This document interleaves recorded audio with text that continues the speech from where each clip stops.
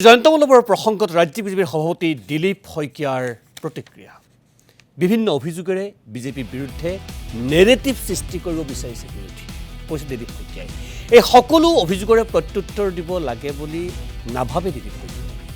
কিন্তু দলত থাকিলে নিকা হৈ কাম কৰাটো প্ৰয়োজন এই ধৰণৰ মন্তব্য প্ৰকাশ কৰিছে ৰাজ্যিক বিজেপিৰ সভাপতিয়ে দলৰ ভাৱমূৰ্তি ম্লান কৰিব পৰা বা দলৰ ভাৱমূৰ্তি ম্লানত বেয়া কৰিব পৰা কাম কৰিব নালাগে এই মন্তব্য ৰাজ্যিক বিজেপিৰ সভাপতি দিলীপ শইকীয়াৰ অনুহক দিলীপ শইকীয়াৰ মন্তব্য এটা নেৰেটিভ বিজেপিৰ বিৰুদ্ধে সৃষ্টি কৰাৰ কাৰণে একাংশ লোকে লাগি আছে একাংশ বিৰোধী লাগি আছে আমি সকলো কথাৰে সকলো তেওঁলোকৰ উত্থাপন কৰা অভিযোগৰে উত্তৰ আমি দিব লাগে বুলি আমি ভবা নাই কিন্তু আমি এটা কথাত সকলোকে আহ্বান জনাওঁ যে দলটো ভাৰতীয় জনতা পাৰ্টিৰ প্ৰতিগৰাকী কাৰ্যকৰ্তাই নিয়ম নীতি শৃংখলা আৰু মৰ্যাদা